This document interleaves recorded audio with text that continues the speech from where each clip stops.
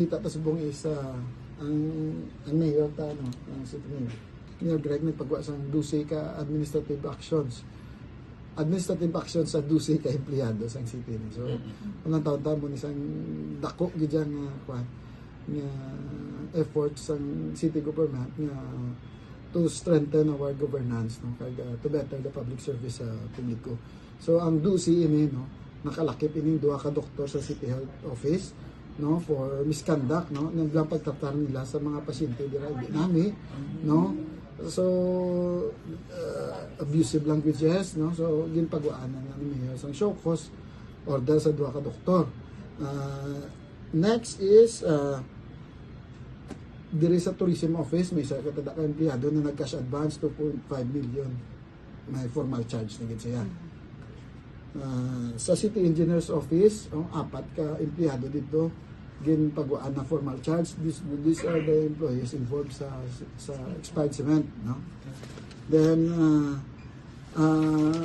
ini naman niya sa anti-fixing naman niya, no? Sa Benro nga side, kadugdong nga motor may ginkasuhan sa fixing. Ang penalty ni Mayor dito subong is 6 months suspension. Gintagaan konsiderasyon ng niya long-term service no kag retirable naman siya. So ang penalty is 6 months suspension tanan. Tapos pala absent no kag wala permit na gin-drop from the role si Mayor tatlo ka empleyado. Tatlo tanan sa GSO. No, sa may ara kita subong show cause order naman sa isa ka empleyado sa CHO sa pala absent kag pala late.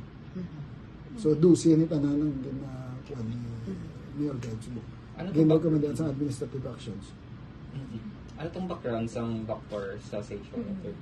Well, ang isa, they had a meeting, no? So daw may mga, it's an official meeting, daw, ang language hindi maayo, no?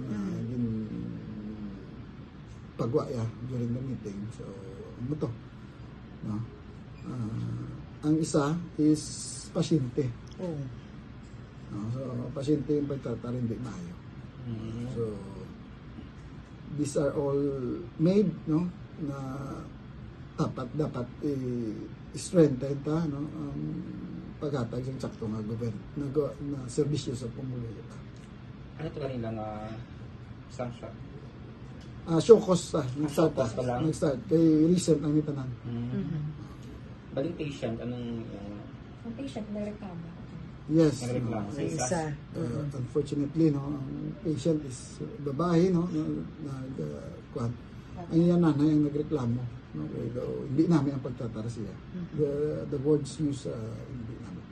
Tapos ang isaya ang isa naman niya is meeting sa ila opisina no so ginbuyayo yung mga staff kuhuligi ang ipambuyayo yung mga staff kuhuligan nag-complain.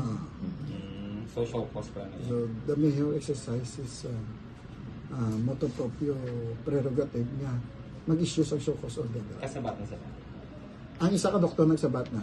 Ang atong sa pasyente, ang isa i-check up ang records. Anong involved? By lucky or Bye.